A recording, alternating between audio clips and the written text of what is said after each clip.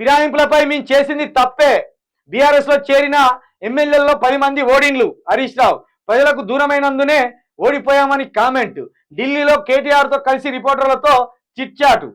ఢిల్లీలో కేటీఆర్ తో కలిసి ఢిల్లీలో కేటీఆర్ రిపోర్టర్లో కలిసి చిట్చాటు అని రాయాలి. కానీ ఓటమికి జనాలను నిందించలేం, మా వైఖరే మారాలి.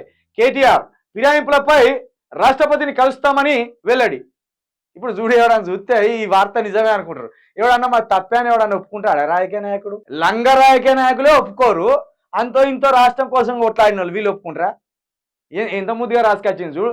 ఇప్పుడు కేసీఆర్ కూర్చొని మా తప్పే, మేము ఎమ్మెల్యేలను 4 రోజు గుంజుకున్నాడు తప్పే, మేము ఓడిపోయినాం, మా పద్ధతి మార్చుకోవాలి అని వాళ్ళే అంటారా?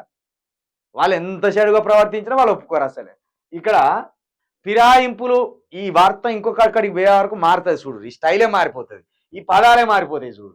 ఇక్కడ ముందు ఢిల్లీకి పోవడం నిన్న కేటీఆర్ తప్పు ఒకటి. ఇక జనాలను నిందించలేమంటే జనాలను ఎప్పుడు నిందించకూడదు. పార్టీలుగా మీరు అసలే మీకు అర్హత లేదు. ఎందుకంటే మీ దగ్గర లోపాలు ఉన్నాయి. ఇక్కడ ఒక వార్డు మాత్రం వాస్తవమే. వీళ్ళ వైఖరి మార్చుకోవాలి. ఇప్పటికైనా వీళ్ళు ప్రజలలో కలవాలి, వీళ్ళ నాన్న కలవాలి, వీళ్ళు కలవాలి. ప్రతి కార్యకర్తకు సమయం ఇవ్వాలి. ఎందుకంటే కార్యకర్తల నుండే అసలైన అవుట్పుట్ బయటకు వస్తుంది. ఎక్కడో మారుమూలలో ఉన్న కార్యకర్తకు సమస్యలు తెలుసు, వాళ్ళ గ్రామం సమస్యలు తెలుసు, వాళ్ళు అనుభవిస్తున్న బాధ తెలుసు. వాళ్ళు వచ్చి చెప్తే వినాలి. కాబట్టి మీ పద్ధతి మీరు ఖచ్చితంగా మార్చుకోవాల్సింది. ఇక ఈ పార్టీ ఫిరాయింపులు అంటే ఎమ్మెల్యేలను, ఆనాడు టీడీపీ ఎమ్మెల్యేలను ఇదే బీఆర్ఎస్లో చేసుకోవడం 100% కరెక్ట్. దాన్ని ఇప్పటికీ కూడా నేను సమర్థిస్తా.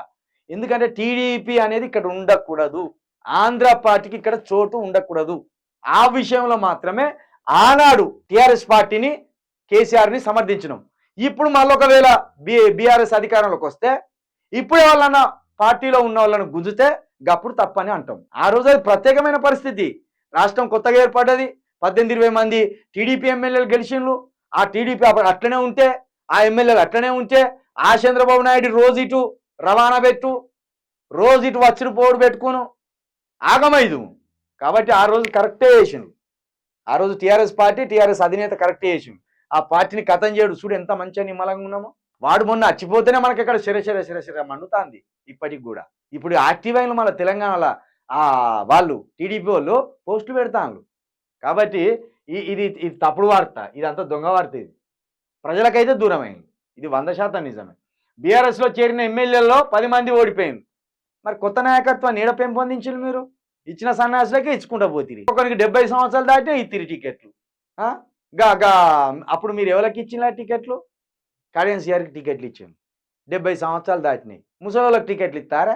సరే, అనుభవజ్ఞులు ఉన్నప్పుడు ఏం చేయాలి? 119 మంది ఉంటే 70 మంది యువకులకు ఇచ్చి ఇంకో 40 మందిని మీ వయసు వాళ్ళకి ఇచ్చుకోపోయాను. కచ్చపట్టిన వాళ్ళ రాని వాళ్ళకి ఇచ్చి. కాబట్టి ఖచ్చితంగా కేటీఆర్ వైఖరి మారాలి, వీళ్ళ పార్టీ వైఖరి మారాలి.